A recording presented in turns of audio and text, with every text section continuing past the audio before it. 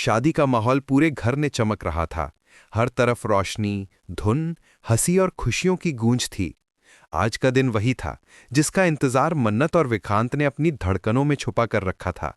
इनकी शादी का दिन। सुबह से ही सब घरवाले तैयारी में लगे हुए थे और बीचों बीच दुल्हन की तरह सजी मन्नत सबकी नजर का केंद्र बनी हुई थी। 16 श्रृंगार में लिपटी वो ऐसे लग रही थी जैसे किसी तस्वीर में से उठकर आई हो। उसकी आंखों में आज एक अलग चमक थी, प्यार की, उम्मीद की और अपने भविष्य की मीठी सी झलक लिए हुए। उधर विक्रांत तो पहली नजर से ही उसके सौंदर्य में खो चुके थे। जैसे ही मन्नत ने दुल्हन वाली एंट्री ली, सबकी नजरें उस पर टिक गईं, लेकिन विक्रांत की नजरें तो बस उसी पर थम गईं। दोनों की आंखें मिलीं और मानो उसी पल उनके आसपास की सारी आवाजें धीमी हो गईं। सिर्फ एक दूसरे की धड़कनें सुनाई दे रही थीं। ये वही प्यार था जिसका इंतजार दोनों ने बरसों किया था और आज वो हर पल को महसूस करते दिख रहे थे। बारात का आगमन भी बेहद धूमधाम से हुआ। ढोल नगाड़ों की आवाज, रंगीन आतिशबाजी और परिवार वालों की खुशियों से भरी चीखें माहौल को और भी रोशन कर रही थीं। विक्रांत अपने दोस्तों और परिवार वालों के साथ नाचते गाते हुए मन्नत के घर पहुंचे और घर वालों ने भी उनका स्वागत उसी उत्साह से किया। चेहरे चमक रहे थे, दिल मुस्कुरा रहे थे। ऐसा लग रहा था जैसे ये शादी नहीं बल्कि दो परिवारों का त्योहार हो। लेकिन इस शोरगुल और मस्ती के बीच एक हल्की सी खामोशी छुपी हुई थी जो सिर्फ कुछ लोगों के दिलों में गूंज रही थी। वो लोग थे मल्ला और ऐश्वर्या। दोनों के चेहरे पर नकली मुस्कान थी, पर उनकी आंखों में साफ दिख रहा था कि ये शादी उन्हें मंजूर नहीं। जैसे जैसे रस्में बढ़ती गईं, माहौल और भी खुशनुमा होता गया। वरमाला की रस्म शुरू हुई तो मन्नत और विक्रांत के बीच एक प्यारी सी नोकझोंक भी देखने को मिली। विक्रांत ने पहले वरमाला पहनने से बचने की छोटी सी कोशिश की, लेकिन आखिरकार मुस्कुराते हुए मन्नत के गले में माला डाल ही दी। और जब मन्नत की बारी आई तो विक्रांत ने बिना किसी तामझाम के सिर झुकाकर उसके सामने खड़े हो गए। दोनों की हंसी, दोनों की झिझक और दोनों की ये छोटी सी जंग, सब में प्यार साफ झलक रहा था। सभी मेहमान ताली बजाकर इस प्यारे पल को चिन्हित कर रहे थे। लेकिन इन सब के बीच भी दो निगाहें लगातार इन दोनों पर टिकी हुई थीं, मल्ला और ऐश्वर्या की, जिनके मन में कुछ और ही चल रहा था। परिवार की खुशियों के बीच इन दोनों की बेचैनी बढ़ रही थी। ऐश्वर्या ने कैमरे के लिए मुस्कुराते हुए एक इंटरव्यू दिया, पर उसके शब्दों में कड़वाहट छिपी थी। मैं खुश तो बिल्कुल नहीं हूं, पर उम्मीद है कि ये शादी रुक जाए। उसके चेहरे पर बनावटी खुशी और दिल में जलती नफरत साफ दिखाई दे रही थी।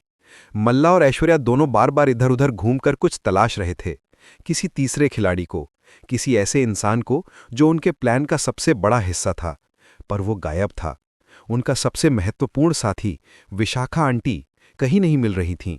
दोनों के दिलों में बेचैनी बढ़ती जा रही थी, क्योंकि उनका पूरा प्लान उन्हीं पर निर्भर था और विशाखा का अचानक गायब हो जाना ये किसी बड़ी मुश्किल का संकेत था। उधर धैर्य, विक्रांत के बड़े भाई, सबसे अलग, अकेले बैठे हुए थे। उनके चेहरे पर अजीब सी बेचैनी और दर्द था, जैसे वो इस खुशी को महसूस ही नहीं कर पा रहे हों। अचानक उन्होंने फैसला किया कि वो शादी बीच में ही छोड़कर चले जाएंगे। मन्नत ने उन्हें रोकने की पूरी कोशिश की, क्योंकि वो जानती थी कि धैर्य ने इस परिवार के लिए कितनी कुर्बानियां दी हैं। लेकिन धैर्य अपने फैसले पर अडिग थे। उनके चेहरे पर ऐसा भाव था जैसे कोई भारी राज उनकी छाती पर दबा हो। मन्नत के कहने पर भी वो नहीं रुके। उनकी आंखों में सिर्फ दर्द, उलझन और दूर खिंच जाने की मजबूरी थी। ये शादी शुरू तो हो चुकी थी, लेकिन क्या ये पूरी हो पाएगी? क्या मल्ला और ऐश्वर्या का छुपा प्लान कामयाब होगा? और विशाखा आंटी आखिर गायब क्यों हैं? कहानी अब एक ऐसे मोड़ पर पहुंच चुकी थी जहां हर खुशी के पीछे एक छुपा हुआ डर छुपा हुआ था। मंडप के चारों ओर बढ़ती भीड़ और बढ़ता शोर बाहर से देखने पर जितना खुशनुमा लग रहा था, अंदर उतनी ही बेचैनी फैलती जा रही थी। विक्रांत मंच पर बैठा बार बार चारों तरफ नजर डाल रहा था। उसे समझ नहीं आ रहा था कि धैर्य अचानक शादी छोड़कर क्यों चला गया। वो ये भी देख रहा था कि ऐश्वर्या और मल्ला के चेहरे पर एक अजीब सी जल्दबाजी, एक छिपा हुआ तनाव है, जैसे दोनों किसी मौके का इंतजार कर रहे हों। मन्नत की आंखें भी बार बार सजावट के बीच किसी को तलाशती नजर आ रही थी। वो विशाखा आंटी थी। मन्नत जानती थी कि अगर वो इस शादी में नहीं दिख रही तो इसका मतलब बिल्कुल ठीक नहीं है। विशाखा हमेशा हर रस्म में सबसे आगे रहती थी। उनकी अनुपस्थिति मानो इस खुशियों भरी दावत में एक अनकही तूफान की आहट थी। इधर पर्दे के पीछे ऐश्वर्या बेचैन होकर बार बार मोबाइल चेक कर रही थी। किसी का मैसेज अभी तक नहीं आया था और यही उसकी घबराहट का कारण था।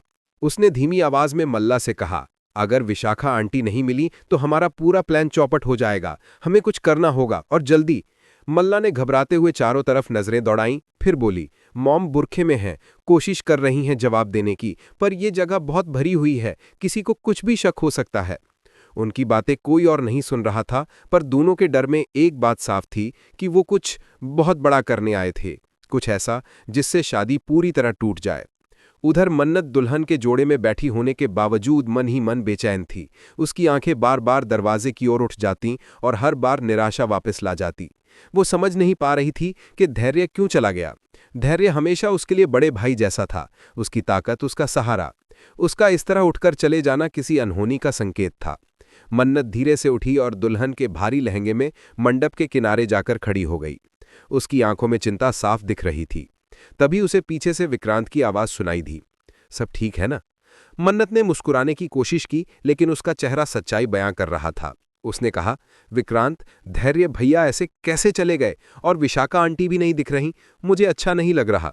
विक्रांत ने उसके हाथ थामकर कहा, कुछ नहीं होगा, मैं हूं ना। शादी में छोटे मोटे ड्रामे तो होते रहते हैं। लेकिन उसके अपने शब्दों में भी भरोसा कम और डर ज्यादा था। इसी बीच अचानक लाइट्स हल्की झपकी, मानो किसी ने बिजली की लाइन को छेड़ा हो। मेहमानों की भीड़ में खुसफुसाहट शुरू हो गई। पंडित जी भी चौंक कर उठ बैठे। विक्रांत ने तुरंत टेक्नीशियन को बुलाने के लिए किसी को भेज दिया, लेकिन इसी छोटी सी गड़बड़ी ने पूरा माहौल बदल दिया। जैसे किसी ने हवा में डर का एक अदृश्य धुआं घोल दिया हो। इस डर के बीच अचानक एक महिला बुरखे में सबसे भीड़भाड़ वाले हिस्से से निकलकर चुपचाप स्टेज के पीछे की ओर बढ़ी। किसी ने ध्यान नहीं दिया, लेकिन उसकी चाल में जल्दबाजी थी। वो थी मल्ला की मां, जो कुछ ऐसा करने जा रही थी जिससे शादी की नींव हिल सकती थी। वो धीरे धीरे एक कमरे की ओर बढ़ी और दरवाजा बंद करके अंदर चली गई। कमरे में पहले से किसी का इंतजार था। वो कोई और नहीं बल्कि विशाखा आंटी थीं, बांधी हुई, बेहोश। उनके हाथ पैर रस्सी से बांधे हुए थे और सिर के पास पानी का गिलास गिरा हुआ था। मल्ला की मां ने घबराते हुए आगे बढ़कर उनका चेहरा उठाया और पानी के छींटे मारे। विशाखा ने धीरे से आंखें खोली और डर से कांपते हुए कहा, ये सब क्यों कर रहे हो? जवाब में वो महिला ठंडी आवाज में बोली, क्योंकि ये शादी नहीं होनी चाहिए और तुम इसे रोकने में सबसे बड़ी बाधा थी। कमरे में एक पल को खामोशी छा गई, लेकिन बाहर शादी का शोर उसी तरह गूंज रहा था, जैसे किसी तूफान के आने से पहले के सेकंडों में हवा शांत हो जाती है। उधर ऐश्वर्या और मल्ला शादी के मंडप के पास खड़ी बेचैन थी। ऐश्वर्या ने जल्दी जल्दी कहा, मॉम ने काम शुरू कर दिया होगा, हमें बस सही समय का इंतजार करना है। जैसे ही फेरे शुरू हों, सब उल्टा हो जाएगा। उसके शब्दों में ऐसी ठंडक थी जो प्यार से ज्यादा नफरत से भरी हुई थी। मल्ला ने गहरी सांस ली, पर अगर हमें पकड़ा गया तो? ऐश्वर्या ने उसकी तरफ देखा और मुस्कुराई, हम पकड़े नहीं जाएंगे, क्योंकि हर किसी की नजरें आज सिर्फ दूल्हा और दुल्हन पर हैं। पर उन्हें जरा भी अंदाजा नहीं था कि कोई तीसरी आंख उन्हें दूर से देख रही है, कोई ऐसा जो अभी तक चुप था पर अब उनके खिलाफ सबूत जुटा चुका था। और वो इंसान धीरे धीरे उनकी तरफ बढ़ रहा था। शादी की रस्में धीरे धीरे अपने चरम की ओर बढ़ रही थी। मंडप में बैठे मेहमानों को लग रहा था कि सब कुछ पहले जैसा ही खूबसूरत और परंपराओं से भरा हुआ है, लेकिन सच्चाई बिल्कुल विपरीत थी। हवा में उतनी ही बेचैनी घुली हुई थी जितनी कि खामोशी किसी अंधेरे कमरे में होती है। कोई चुपके से सब कुछ देख रहा था, हर हरकत, हर चाल, हर फुसफुसाहट। वो कोई और नहीं, धैर्य था, जो सबकी नज़रों में शादी छोड़कर जा चुका था, लेकिन असल में वो कहीं गया ही नहीं था। धैर्य को जाने से पहले ही ऐश्वर्या और मल्ला की बातें सुनाई दे चुकी थी। वो जान चुका था कि इस शादी में कोई बड़ा तूफान तैयार किया जा रहा है। इसीलिए उसने जाने का नाटक किया और चुपचाप वापस लौट आया, ताकि सच अपने हाथों से पकड़ सके। उसका चेहरा अब गुस्से और दर्द के मिश्रण से भरा हुआ था। वो जानता था कि विक्रांत और मन्नत की जिंदगी में जो होने वाला है वो सिर्फ एक गलतफहमी नहीं, बल्कि जानबूझकर रची गई साजिश है। और ये साजिश इतनी गहरी थी कि अगर सच सामने ना आता तो शायद ये शादी हमेशा के लिए खत्म हो जाती। मंडप की दूसरी ओर मन्नत की धड़कनें तेज होती जा रही थी। उसे कुछ समझ नहीं आ रहा था। उसकी आंखें लगातार दरवाजे पर टिक रही थीं, मानो उसे उम्मीद हो कि कोई अचानक आएगा और सारी उलझनें दूर कर देगा। पर ऐसा कुछ नहीं हुआ। उसके चेहरे पर मुस्कान थी, पर दिल में तूफान।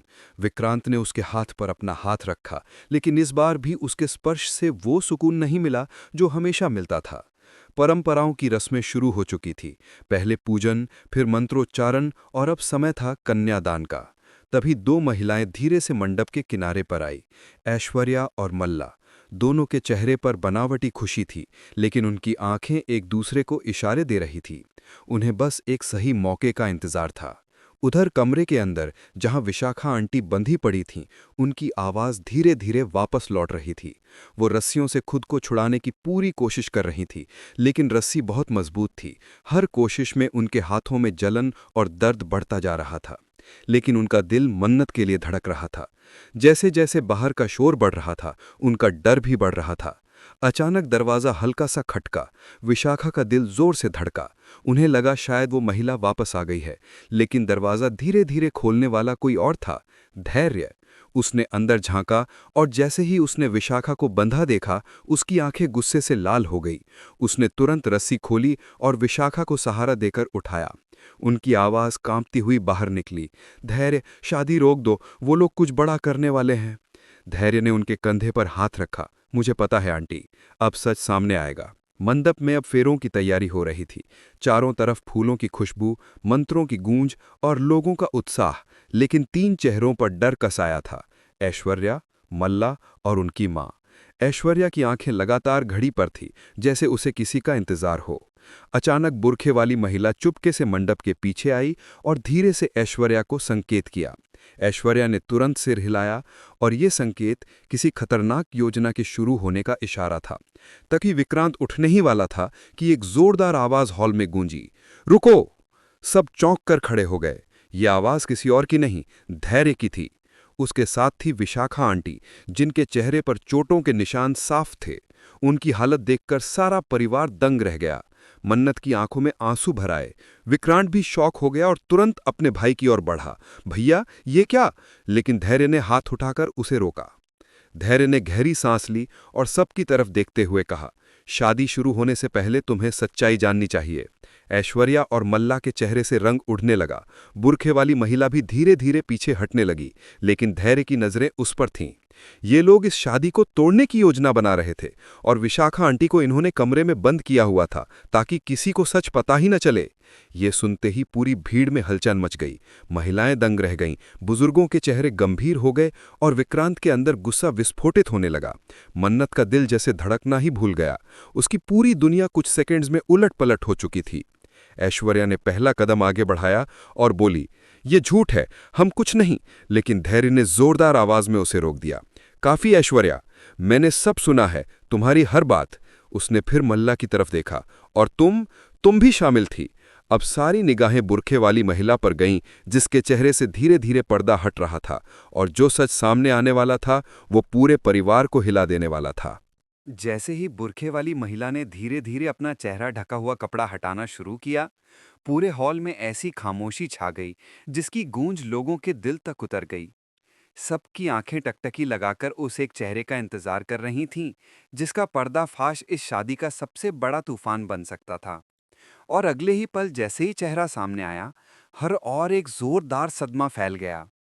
वो और कोई नहीं, बल्कि मन्नत की ही मौसी कल्याणी थी, जिसे महीनों से मन्नत के परिवार ने घर से दूर रखा था, क्योंकि उसकी नीयत और काम हमेशा संदेह के घेरे में रहते थे। कल्याणी के चेहरे पर वो चालाक मुस्कान थी जो उसके किए की गवाही दे रही थी। मन्नत की आंखें फैल गईं। मौसी, आप? उसकी आवाज टूट गई। विक्रांत गुस्से से अपनी मुट्ठी भींच चुका था। धैर्य की आंखों में आग जल रही थी। अब सच बोलो कि तुम सबने क्या योजना बनाई थी? कल्याणी ने एक ठंडी और धीमी मुस्कान के साथ कहा, अरे योजना तो बहुत सरल थी। इस शादी को टूटना ही था, क्योंकि अगर ये शादी हो जाती तो मन्नत हमारा घर, हमारी जमीन, सब कुछ अपने ससुराल वालों के नाम कर देती, और मैं कुछ नहीं पाती। उसकी आवाज में लालच और नफरत का ऐसा जहर था जिसने पूरे माहौल को और भारी कर दिया। मल्ला और ऐश्वर्या दोनों डर से पीछे हटती जा रही थीं, क्योंकि अब उन्हें लग रहा था कि कल्याणी सब उन पर डालकर खुद निकल जाएगी। लेकिन धैर्य की तीखी आवाज गूंजी, तुम तीनों की मिली भगत थी, सिर्फ कल्याणी अकेली नहीं है। ऐश्वर्या रोने का नाटक करते हुए बोल पड़ी, नहीं, हमने कुछ नहीं किया, सब उसने किया है। लेकिन तभी विशाखा आंटी बोल उठीं, झूठ! तुम तीनों सुबह से इधर उधर घूमकर प्लान बना रही थीं। तुम चाहती थीं कि शादी के फेरों के समय कोई ऐसा हंगामा हो कि दोनों परिवार एक दूसरे पर शक कर बैठें और शादी टूट जाए। ऐश्वर्या के चेहरे पर डर का पसीना छलक आया। मल्ला ने उसकी बाह थामी, लेकिन अब भीड़, परिवार और विक्रांत सब सच्चाई देख चुके थे। विक्रांत गुस्से में ऐश्वर्या के सामने जा खड़ा हुआ। तुमने ये सब क्यों किया? मन्नत ने तुम्हें हमेशा अपनी बहन माना था और तुमने उसी को चोट पहुंचाने की कोशिश की। ऐश्वर्या के पास जवाब नहीं था। उसका चेहरा शर्म और डर से झुक गया, लेकिन उसके साथ खड़ी कल्याणी ने उसे धक्का देते हुए कह दिया, ये सब मेरी वजह से नहीं हुआ। ये दोनों खुद चाहती थीं कि शादी टूट जाए। इन्हें मन्नत की खुशी देखी ही नहीं जाती। ये सुनते ही ऐश्वर्या की आंखें भर आईं और उसने कहा, तुमने ही कहा था कि अगर शादी टूटेगी तो विक्रांत मुझसे बात करेगा, मुझे वापस अपनी जिंदगी में जगह मिलेगी। मैंने बस तुम्हारी बातों में आकर। लेकिन उसकी आवाज़ टूट गई, क्योंकि अब उसे एहसास हो चुका था कि वो एक ऐसी चाल का हिस्सा बन चुकी है जिसने सबको बर्बाद करने का खतरा पैदा कर दिया था। उधर मन्नत का मन अंदर से टूट चुका था। उसके अपनों में से ही लोग उसकी जिंदगी में जहर घोलने पर उतारू थे। ये सोचकर उसकी आंखों से आंसू बहने लगे। वो धीरे से बोल पड़ी, मेरी खुशियों से इतना बैर क्यों? लेकिन विक्रांत आगे बढ़कर उसके आंसू पहुंचते हुए बोला, अब कोई तुम्हें तकलीफ नहीं देगा, मैं हूं ना। उसकी आवाज में एक वादा था, सुरक्षा का, प्यार का और हर तूफान से बचाने का। धैर्य गुस्से से कहा, सुरक्षा कर्मियों को बुलाओ, इन तीनों को बाहर ले जाया जाए। आज के दिन किसी और की चाल हमारी खुशियों को नहीं छीन सकती। सुरक्षाकर्मी आगे बढ़े और धीरे धीरे तीनों को बाहर ले जाने लगे। ऐश्वर्या रोती रही, मल्ला डर से कांपती रही और कल्याणी अभी भी गुस्से से चीख रही थी, तुम सब गलत कर रहे हो, ये शादी नहीं होनी चाहिए। लेकिन उसकी आवाज धीरे धीरे दूरी में खो गई। अंदर मंडप में माहौल फिर शांत होने लगा, लेकिन भारीपन अभी भी टिका हुआ था। पंडित जी ने मंत्रोच्चारण फिर से शुरू किया। इस बार पूरे परिवार की आंखों में एक ही चमक थी, एकता की। सबने एक साथ बैठकर दुल्हा दुल्हन को आशीर्वाद दिया और जैसे ही सातों फेरे पूरे हुए, ऐसा लगा जैसे पूरे हॉल में रोशनी नई तरह से चमक उठी हो। विक्रांत ने मन्नत का हाथ थामा और हल्के से कहा, अब सब ठीक है, अब कोई हमें अलग नहीं कर सकता। मन्नत ने हाँ में सिर हिलाया और उसकी आंखों में आज सच्ची खुशी थी। वो खुशी जो लाखों साजिशों को तोड़कर, डर और तूफानों को पार करके आखिरकार उसके हिस्से आई थी। फेरे पूरे होते ही परिवार रो पड़ा, हंसा भी और राहत की सांस भी ली। धैर्य आगे आया और विक्रांत के कंधे पर हाथ रखकर कहा, अब मेरी जिम्मेदारी खत्म, तुम दोनों खुश रहना। विक्रांत ने भावुक होकर उसे गले लगा लिया। विशाखा आंटी आगे बढ़कर बोली, जिन्हें हम अपना मानते हैं उन्हीं से खतरा सबसे ज्यादा होता है, पर शुक्र है कि सच सामने आ गया।